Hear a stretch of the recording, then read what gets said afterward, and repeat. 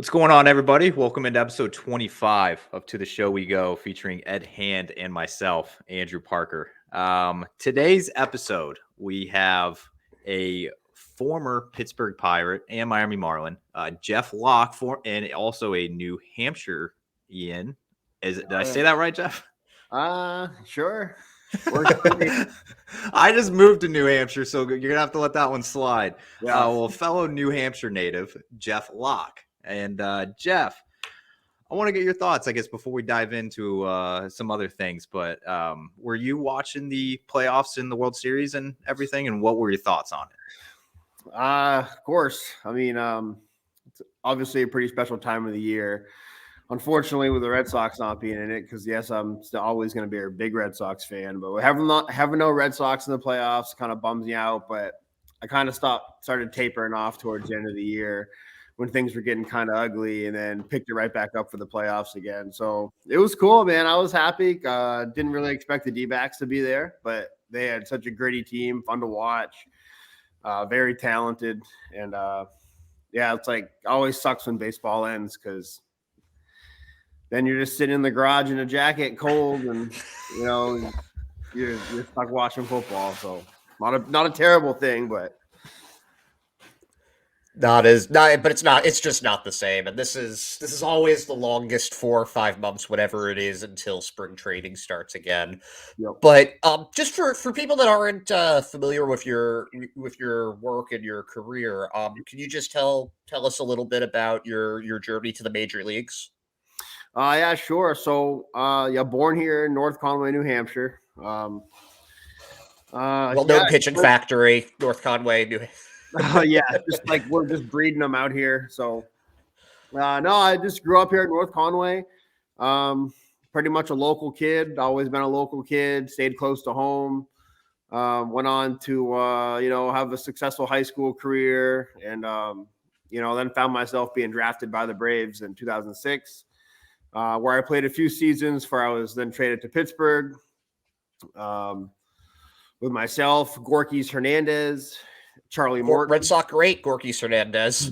I love him, yeah. And and that's pretty much where I found my groove playing at the professional level, or I should say at that major league level anyway. Successful in the minor leagues. I guess most people are to get to the major league. But I had most success in Pittsburgh, and then had some fun years there, and was a part of some special stuff, and helping bring a team to the playoffs, and just a pretty electric city. City I really wish could help get that baseball team back on track again. It's just a really electric city. I really love it as a sports city in general. I always felt like Pittsburgh was really blue collar, and being there and playing ball for the team there made me really feel kind of like at home, like a lot of very similar people where I'm used to, being from and growing up around. So it was special there. So I really appreciated my time there. Yeah, your breakout season was 2013, and you were, I mean, to say breakout season, it was a very, very good season. You made the All-Star team. What was that experience like when you got the call? Were you expecting it to happen that year? No, not at all, because I had never had any success at that level before.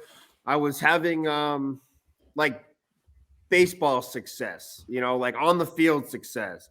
The number cruncher stuff wasn't going to play out in my favor at all. I mean, the statistics aren't typically of somebody that's coming into the All-Star break with, one of the best ERAs. And, it just statistically, it didn't line up that way. But I didn't think it was ever really going to be a thing until it happened. It's definitely not something I was thinking about, but being on such a competitive Pittsburgh team at that time, we were just so focused on just trying to get that team to the next level where, the 20 years of poor seasons and almost like wasted talent being there at times, never getting a chance to really shine. And that was pretty much always been the focus. And then the All-Star game's a nice little accolade and whatnot. But that team was always going to be the focus. And just I've always been a team guy. So I was, pretty excited we had a good year. that team in 13, I was kind of just looking back at the roster. There was some studs on that team. Yeah, absolutely, yeah. And So McCutcheon was the MVP that year. yeah, and then there was a guy named Garrett Cole that was there. Yeah, Was, how about that, huh? I So think Grilly was an all-star that year as well. Billy was an all-star. Melanson, Yeah. Pedro Alvarez. So what was it like? Did that fuel you, I guess, like throughout that season and being like, we have some guys on this team? Like when you went into that locker room every day, was it like, okay, like these guys are here to play? McCutcheon obviously playing at MVP levels. Like, was that kind of fueling you a little bit?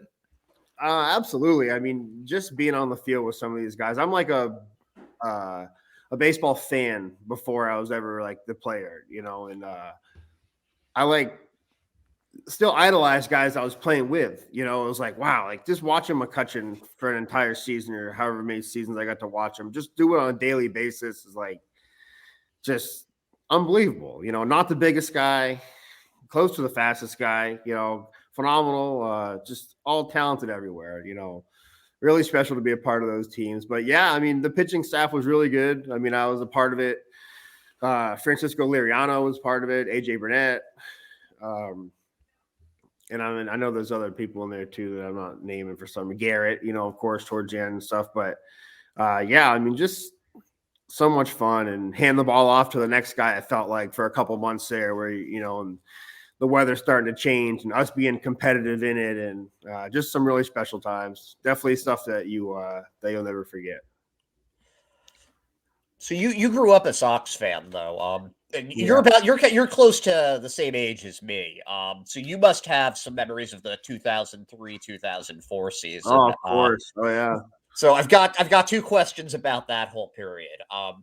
2003, the Aaron Boone home run. Where were you when that happened? Because I think it's one of those moments that I'll sit on the floor in my living room. I'll sit on the floor in my living room with a high school friend of mine, and I was just like, what? Like, all right, well, I don't know. Just like didn't really feel like it was gonna happen. Like it was like, oh man, we're right there. I don't know. And then, of course, the following season and stuff. And you remember that exactly, like the time, the date, where you were. I'm like my mom and dad and I like just hugging and crying. And I'm like, I don't even know. I'm definitely not going to school tomorrow or nothing like that. So yeah, I mean, that was really special time. And especially being such a big baseball kid, and loving them and never having to see like the heartbreaks that my family had to see and stuff like that. So, but very fortunate. Very fortunate. Yeah. Then did you go to the parade in 2004?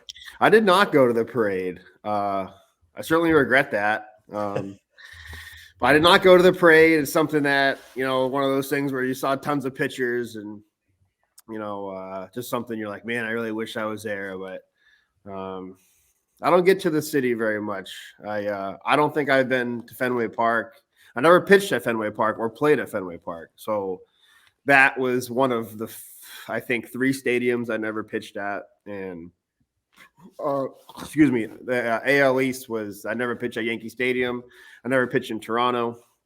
And I actually never pitched in Camden Yards. So, yeah, I didn't get the East down, but Fenway Park, I don't know, pretty special. Except Tampa, the worst of the East. Tampa, yeah, then in Tampa, that was like a field house. So, but it was, yeah, I definitely don't take any of it for granted. What was your favorite stadium to pitch in? Because I mean, Three Rivers is pretty exceptional. Yeah, absolutely. Like pitching in Pittsburgh was like the best. I mean, not to mention like I like the dimensions of it. It was like pitcher friendly and just the backdrop and not having like actual stadium up top in center field and being able to see it. It just lit up so nice at night and just a beautiful place, beautiful weather when it's not raining or snowing, I guess you could say. So, but I really enjoyed pitching in St. Louis. Did you enjoy? Oh, sorry. Sorry, no. St. Louis, I really liked. A lot of tradition there, and opening day stuff there with like Clydesdales coming around the field, and just they really do it up nice, and that was a very fun place to pitch. Great city too for just Great baseball city. I remember I was just coincidentally staying there the day that Chris Carpenter announced his retirement. Yeah. And I remember this is entirely coincidental. I was staying right across the street from Busch Garden at the Westin there. And it was packed. It was freezing out in the middle of November, and it was like everybody came out for it just to like go. I don't even know if it was just the gift shop or what was happening there, but I've never seen anything like it. That was cool. Yeah, he was something special. Yeah, it's actually kind of funny you guys are talking about St. Louis here because I grew up there, and I guess I kind of I don't know if I just kind of like was used to it. Like I saw the Clydesdales going around like a few times. Like, I don't know. I guess I just like never really... the fire trucks, you know. Yeah. So I don't know. I thought it was normal, I guess. I don't know. I thought every other town did it, but I guess not. They do it well over there though. They do. Sure. So I want to talk a little bit about New Hampshire. I gotta show some love to your home state, not mine, but I'm borrowing it from you right now. Sure. I saw something. So you've been called. So I need to know, what is the Redstone Rocket? Yeah. So just a local newspaper, writer here in town, Lloyd Jones, been covering me since I was just a young kid, since like my first no-hitter in Little League, or so pretty much since I was 7, 8 years old, all the way up through high school and stuff, and my professional career. I live in like a little small area. I grew up in a really small little stretch of road, and it was Redstone. It's not very big. It's just pretty much a straight road. It's not really like on a map. Might be now, but it wasn't Conway and it wasn't North Conway. It was just this little stretch of road, and that's pretty much really it. I mean, we called it Redstone. I threw hard, and that's just how it came about. And but yeah, I love that Redstone still gets a little love. Yeah, I saw that, and I was kind of like, interesting, right? Right. I didn't know what they meant because I was like, you don't have red hair, so I know that it's not like you have like a red anything, right? So didn't know what it was. Okay. So sorry. Oh, I was gonna follow up on that because keep going with the New Hampshire questions. Yes, I had another New Hampshire thing, and I was kind of looking through at some guys, especially while you were playing in the MLB. There was a few others. There's Sam Fold, obviously, whose name's been circled around a little bit before Breslow got the job, but Sam Fold, most Chris Carpenter as well. Sure. What was it like playing high school baseball in New Hampshire? Cold early, and we were fortunate. Most of these other states and warmer states and all that, southern parts of the country get to play so many games, and New Hampshire could be limited to like 10 games to 14 games. Some schools play as little as 8 games, and I was really fortunate because my head coach, Bob Burns, he always scheduled 20 games a year. We're playing 20. We're putting 20 on the schedule. If we play 18, it's a win. We're just playing as many games as we can. So I was very fortunate. We played a lot of games. Won a lot of games at school. Never won a state championship or anything like that. Played in the state championship, but never won. Very successful teams, but just could never get the big one. So, but cold, rainy, short. No fences anywhere, just like some pasture ball, but it was, it all molds you, Yeah, no, I like it. I mean, we, ever since we moved up here, we enjoy it, man. It's, we moved from Cambridge to New Hampshire, so it was like a huge difference, but we prefer up here 10 times better than down there. So it's been nice being up here in New Hampshire. But did you so whenever you got to the majors, was it kind of like a thing of like, like I said, I think I only saw there was only 2 other guys from the state of New Hampshire active when you were active. I think Carpenter may have finished up right before, but was it something where it was just like, I have a whole state behind me when I'm up here and I got to represent for my guys back home? I really always never took it for granted, like being from New Hampshire and being able to play in the major leagues, and kind of like everyone up here skis, and they're like, we have Olympians up here, and in multiple outfits of sports, and baseball is not really like a big thing up here, so I was always really proud to represent the state in that way. And it's even a lot different from Southern New Hampshire up to where I'm actually at. It's really different. And but yeah, Chris Carpenter, quick story on him.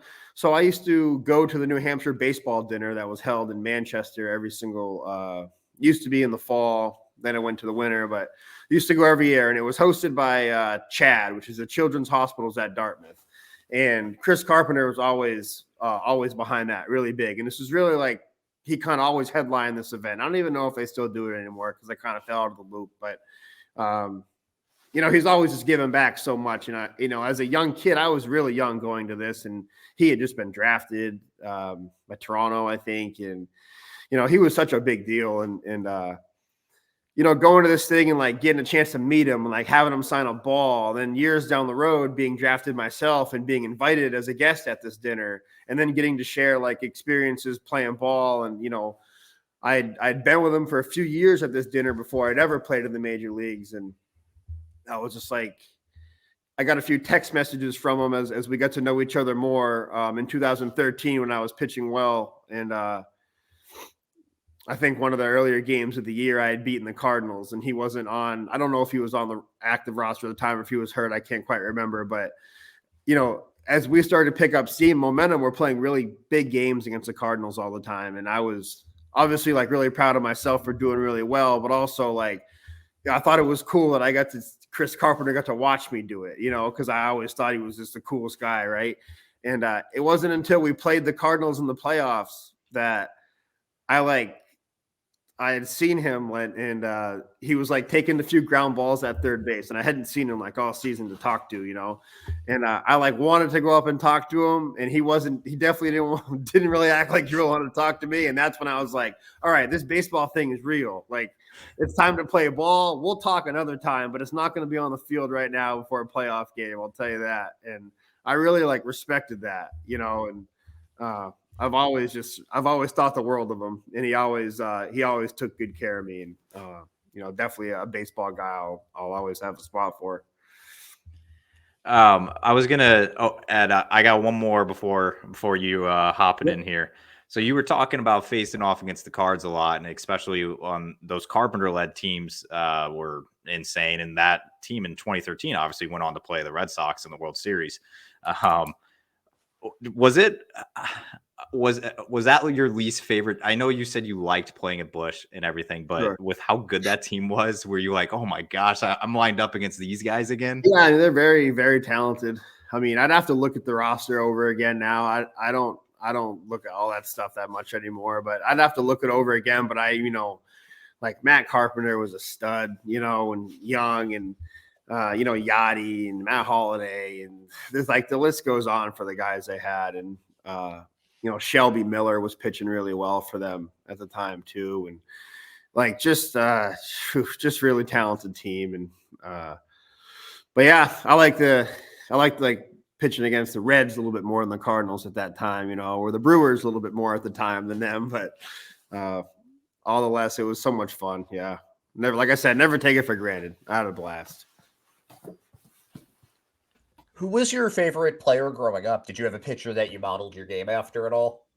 Oh, no, I did not. I always just thought Manny Ramirez was the coolest guy in the world. I still do. I've just like always been the Manny fan. He could do a lot of things wrong, and I'd always support Manny. I just really have always been a Manny guy.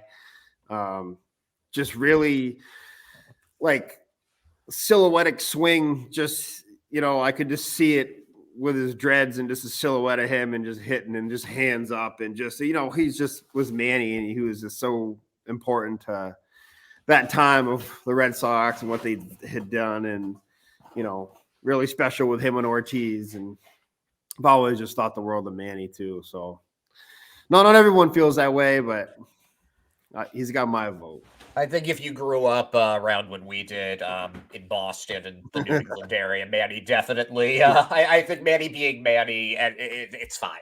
You know, he's. Absolutely. Yeah, absolutely. Did you ever have to pitch to him?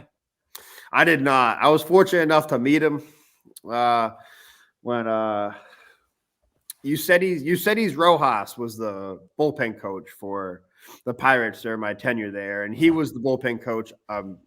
Hopefully, I'm not too wrong on this, but in 03 and 04 with the Red Sox, and Manny was coaching, had a small role, I believe, with the Cubs when I was with the Pirates, and he was like a hitting helper, coachish guy, but like only at home. And that pitching bullpen coach called him over one day in the outfield, and I was like, oh my god, I can't, no way, and yeah, he came over and introduced me to him, and pretty special, really special. I had a short little quick chat with him and just went on my way, but pretty cool, really cool to meet Manny.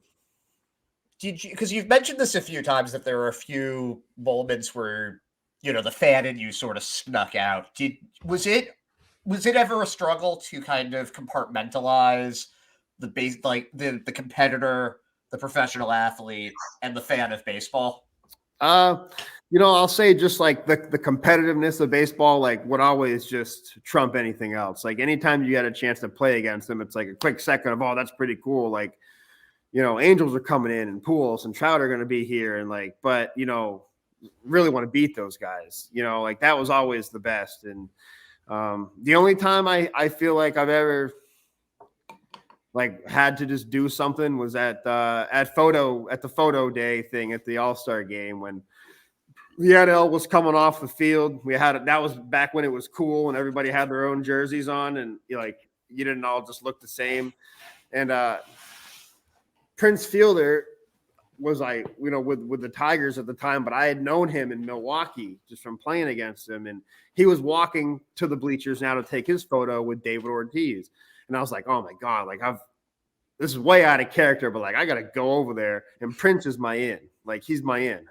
So I just like went over and said hi to Prince and like gave him a hug, and then introduced myself to David Ortiz. And like, he was the coolest, most genuine, nicest guy. Like, sometimes they say don't meet your heroes, but this was not the case. Like, he was just the most stand-up guy I'd ever met. And, just to quickly elaborate on that, just to go the extra mile on him, my mom became ill like 5-6 years ago. Well, she passed away 5 years ago, but at this time, a couple of my teammates knew that my mom was sick and that we were all big Red Sox fans. And it was Edison Volquez at the time playing with, who knew David Ortiz really well. And he had told him that my mom was ill, and he had remembered meeting me, at the All-Star game. This is when the Red Sox came to play us, I believe in 2014 and at the end of the year.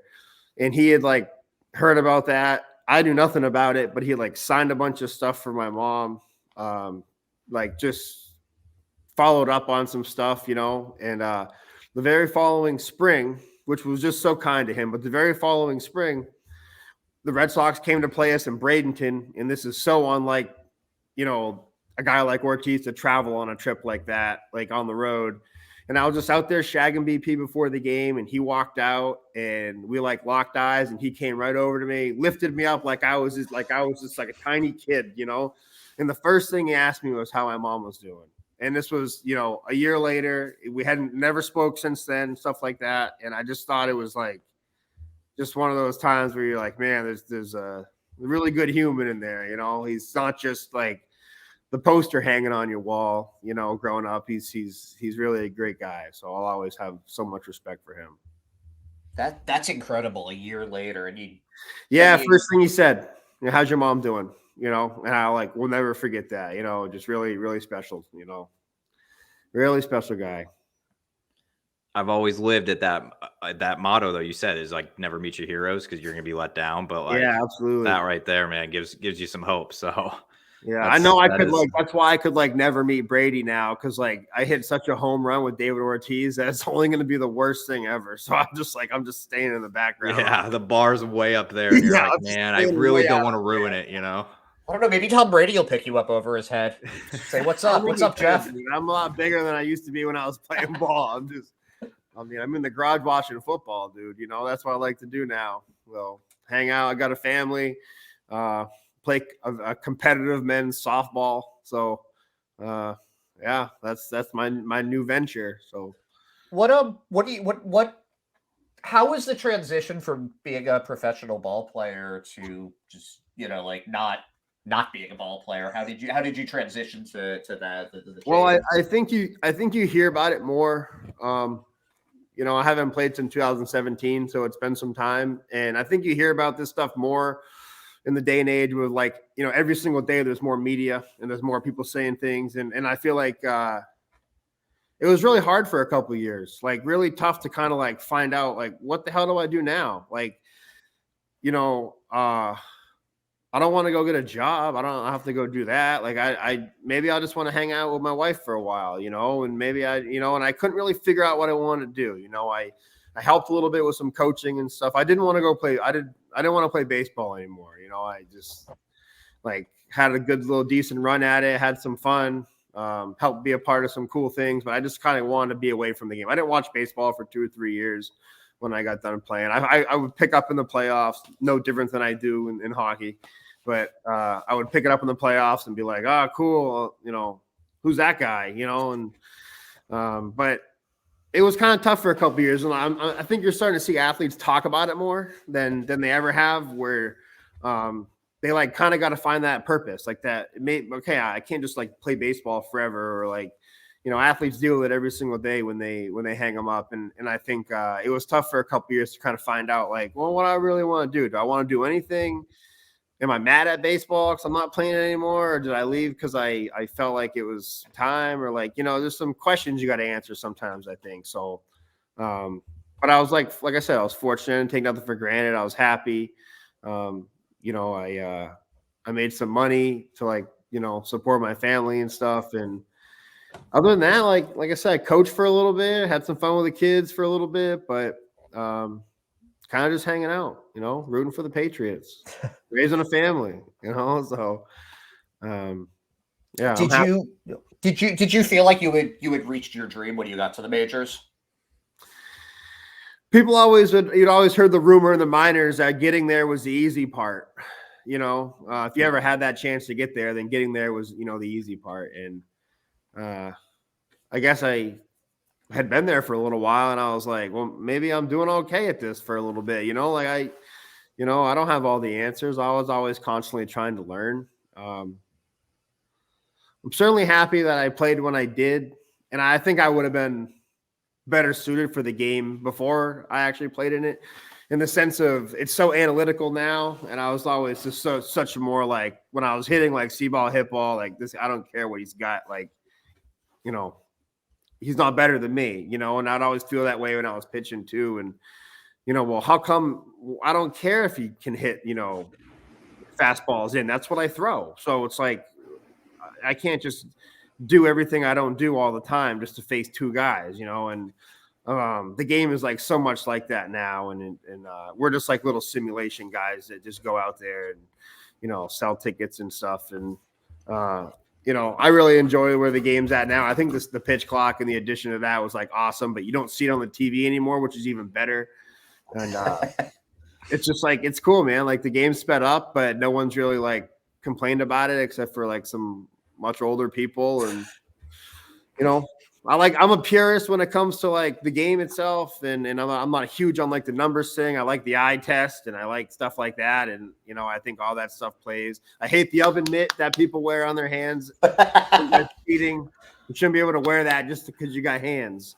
Like, it's not fair. And plus, so much easier to steal bases now. But I do like where the game's at. And going back on the World Series, like, I know some people are like, oh, the format or whatever. Like, who cares, man? You play all year.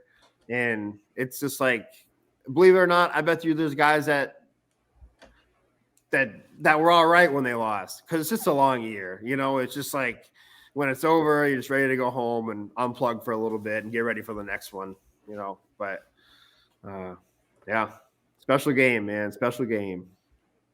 I was actually one of the people that were a little upset whenever the pitch clock and all that stuff. I wasn't upset about it, but I was kind of like, man, like I don't want the game to be ruined. Like but then I had to see it. Like once I actually got used to it, like once like spring training was over and then they got into regular season, it's like, wow, like it's really. Well, that's how I felt about it too. I had to I was like, I don't like this idea. And my dad, who watches the Red Sox but wants them to lose every night. Like he just he doesn't like anybody else. He wants both teams to lose every night. He's just he's pretty unique, man. But I don't know. At first he was like, I don't like this. Why are the bases all bigger? And I'm like, you wouldn't even know they were bigger if I can tell you. So it is what it is. But I like the game, and I think it's better for everybody, I think, including fans, including, East Coast, West Coast, people staying up, it's good. So I like where it's at. But I like where the game's at. Yeah, I actually forgot that the bases big. I completely forgot by June that the bases were made bigger. I was kind of like, oh wow, they did do that earlier in the year. I mean, I haven't seen one because I haven't gone to any games or been on a field or anything like that. But I mean, if you just look on anywhere at Acuna's stats for the year, you can't tell me those are real. Those numbers are so amazing, and you're like, wow. And then you just look at I know these guys are all phenomenal players, so definitely not saying anything, but look at just Bobby Witt just sneaking in, 60 stolen bases or whatever it was. I don't even know what it was, but those guys running rapid and all over the place. I mean, you got to be more than left-handed at this point to hold anybody on. Plus, you only get 2 throws, so it's But like I said, I like where it's at. I can sit back now and watch awesome hitters hit and really enjoy it. Whereas I could do that so much before. So, who is the most awesome hitter that you ever faced? Well, I mean, I faced Pujols, who has such a. I don't mean statistically, objectively, they were the most awesome. Yeah, just the guy that you struggled the most with.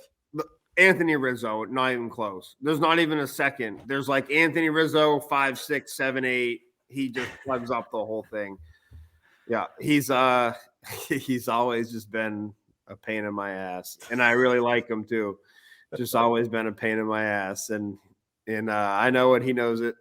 Had minor league success against him when he was with the Red Sox, and early success against him here and there. But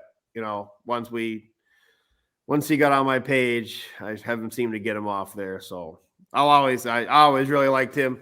And as much as you hate people doing well off you in division, but yeah, great guy. Conversely, was there any batters that were all-stars that you just had their number? You just always would get them out. I did really well against Ryan Braun, somebody like that where I'd have to you'd have to look. I don't know. I mean, I played, the guys in the division a lot. So Ryan Braun a lot, Joey Votto, Jay Bruce, Alfonso Soriano early with the Cubs. But yeah, nobody that I'm licking my chops. Everybody hitting looks really hard, and it's really hard. Sometimes when you're pitching, you're like, man, hitting doesn't look hard today for those guys. I just suck, but.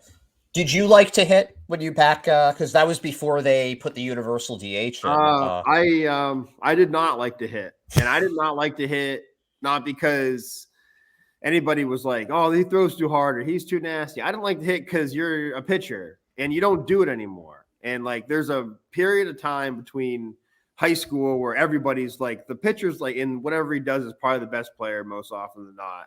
Probably the best hitter, and more often than not, especially where we live up here. My gosh. And you don't work on it because I was drafted by a National League team being the Braves. And I thought I would handle a bat all the time. I never touched one until I got traded and then got to Double-A with the Pirates, and then we were allowed to start hitting. And I was wondering why that was always the case. And all I understood all the time was they would hate for like a young guy, prospect or whatever, to be hit in low A somewhere, break his wrist, and he can't pitch for a year, lose the whole year of development. He's never like, you're so far from the big leagues at that point anyway. I don't think they really cared about hitting too much. So I always felt like pitchers didn't really have a place in it. I just like, come on. If you pitch a good game, you're going to face that 9 spot, 3 times at night, probably the pitcher twice. Like the National League strikeouts are always up, and I don't know. I always felt like just let someone in go hit that's good at it. Like that's what people want to see, I thought. But I like the strategic part. I like the bunt. I like to do my job. But I also hate getting yanked when there's guys on base and I'm about to get a win, or you're pitching a good game in the 6th and you're going to get to go back out, and all of a sudden 2nd and 3rd, 1 out, and you're like, see ya, you're out, 1-run game or something like that. So, I like the American League side of things where the guy can just say, here's the ball, take us as far as you can go. I've always really liked that. You did have one double though. Do you remember that? Yeah, I do. I remember it was in Milwaukee. And that's about it. Yeah. I know I had like 15 hits or something like that. I know I hit a double. I always joke with people, like I was playing at JetBlue Park, like right when it was open, around the time it was open, we were facing Clay Buchholz, and we would just like mutually, teams would agree if they were going to let their pitcher hit. We would never hit early in camp, but later in camp, pitchers in the National League would hit in spring training. And I was facing Buchholz, and I had like hit a ball, like something off my fist, like over third base, like just inside. I don't know how to explain it, but it bounced and went out of play. And I'm always like telling people that I hit like a ground rule double at left field at Fenway Park, which no one's ever done. It's like people are like, what are you talking about? I'm like, I'll tell you, man, I hit a ground rule double at Mini Fenway, but yeah, I bounced out of play and I had to laugh. But yeah, don't really like to hit. I would just usually go up there and just be like, throw a 3 right down the middle. I'm good with it. Like trying to pitch here. I never really liked it unless you really have to really buckle down, but nah, not for me. You're doing adult softball now, you said, right?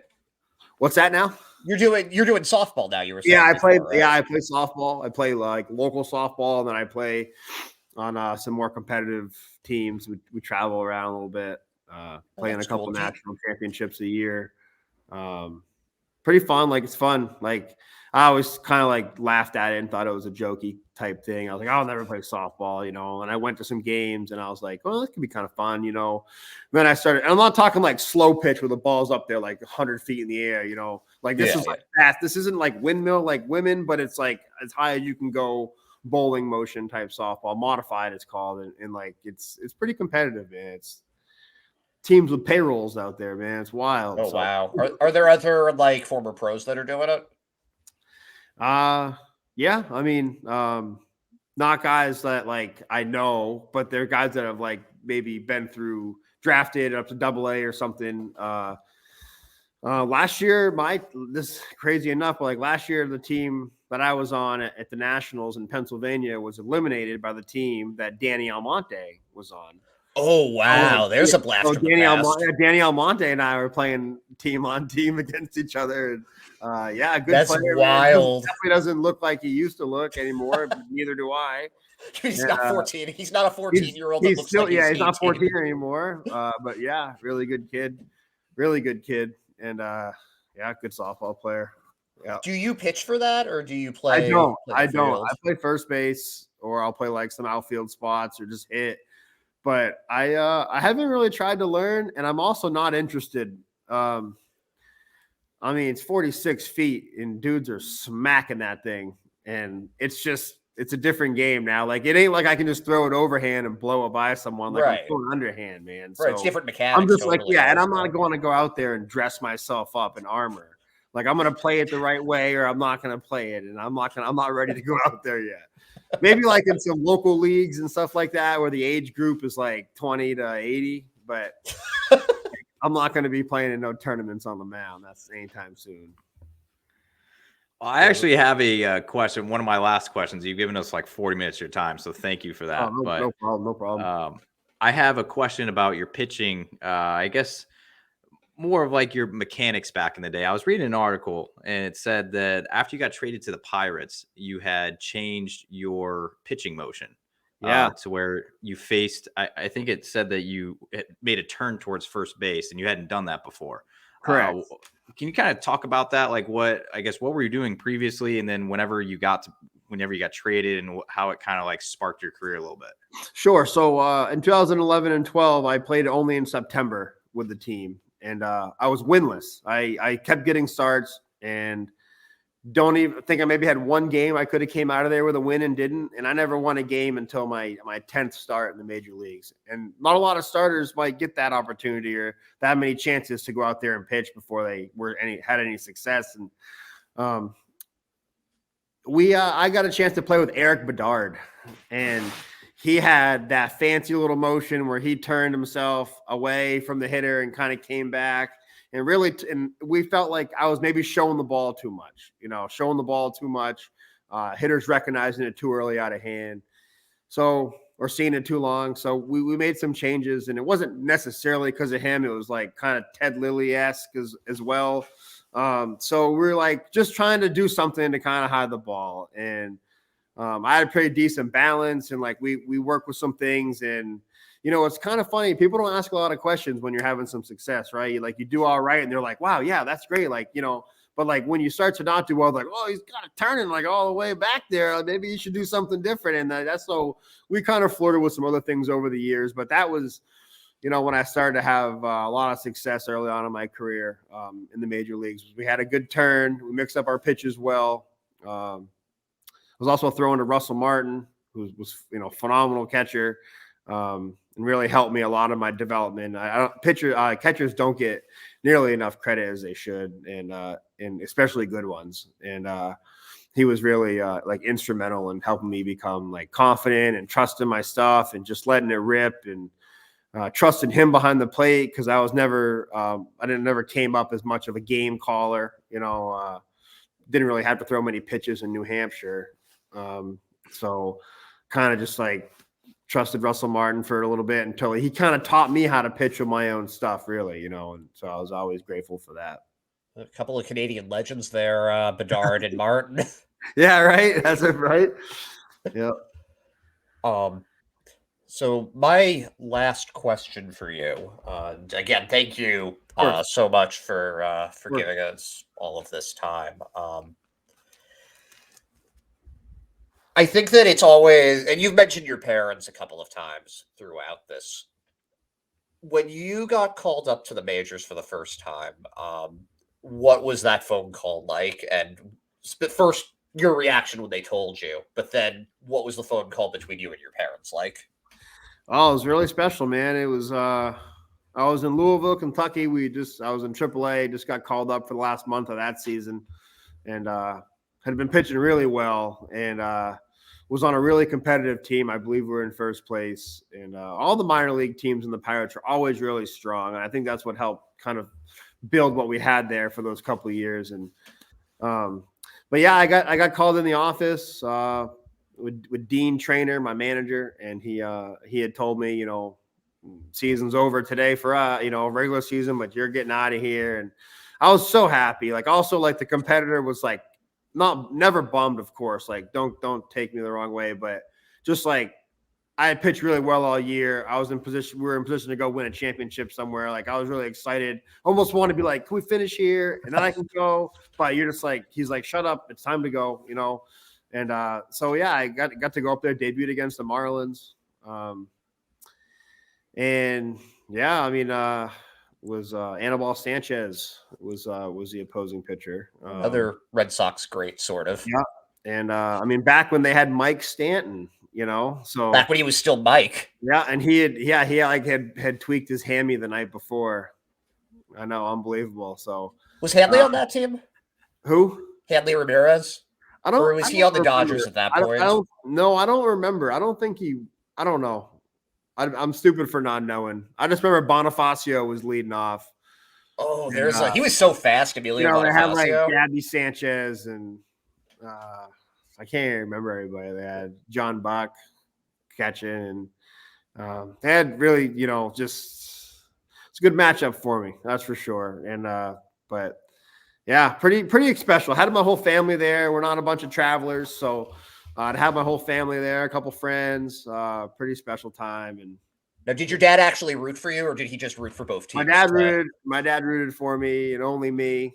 But yeah, yeah, he's a great guy, man. He always, I always feel like so much of the success from the player goes to the parents and the family. And like, now that I have children myself, who aren't quite into sports yet because they're young, but how much sacrifice you're willing to always make for them and what you want to do for them and give them the life that you either had or weren't provided, or just, you always want to try to be the best parent. So I've always thought about that, and in my own successes of having, a great mother and father and a couple sisters, and just always able to push you and want the best for you. And, it's dog eat dog world out there, man. So it's good to have people looking after you. And when you're young, always making the right decisions and, keeping your nose clean and always, doing the right thing. So I always attribute that to my parents.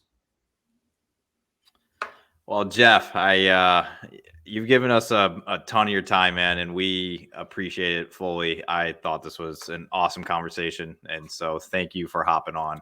We truly appreciate it. Awesome. Yeah, I appreciate you guys having me, and I'm sure we'll be chatting Red Sox here. Hey, Breslow's in. We got action, so I'm all about it. Yes. Actually, before we go, that's actually a good question. Is now there's now a lefty running the Red Sox right now. Like, did that kind of excite you that it's like a might get wild player now? Yeah. I don't know. I don't know what's gonna happen. I wouldn't mind if someone from San Diego came over though and played for us. I'll tell you that. I want Juan Soto so bad. Yeah, and I don't think it's gonna happen. But I don't even care if it was Tatis. I'd be the biggest. I'm the biggest fan in the world. Like he's my favorite player to watch right now is Tatis. I don't care about any other junk. He's a freak athlete. I think he's awesome. I think he's fun to watch. He has really adapted so obviously top tier to right field. He would do so great for us. I know that for sure. And just Titanic home runs over the monster would be the best all the time. But I don't know. We'll see. I'll take anybody at this point. So, you gotta have some help around Devers and got to get some pitch in. And since I've been 4 years old, I've always heard people say you can never have enough pitching, and you can really never have enough good pitching. That's for sure. That's true. Yep. We'll see what they do, but I really appreciate you guys having me. This was great. Like I said, I'm sure we'll chat. So I was going to say right before I sign off here is I already am hearing another episode in the future, round 2 with Jeff Locke talking all Red Sox. So yeah, we just do Red Sox. Scheme it out. Yeah, I'd love to. Yeah. Anytime, guys. Okay. Anytime. All right, future episode. I'm always around. Anytime you want to chat Red Sox, I'd love to dig into it. Hell yeah. Can't beat that, Ed. But if anybody's still listening, we appreciate it, and we'll see you for the next episode.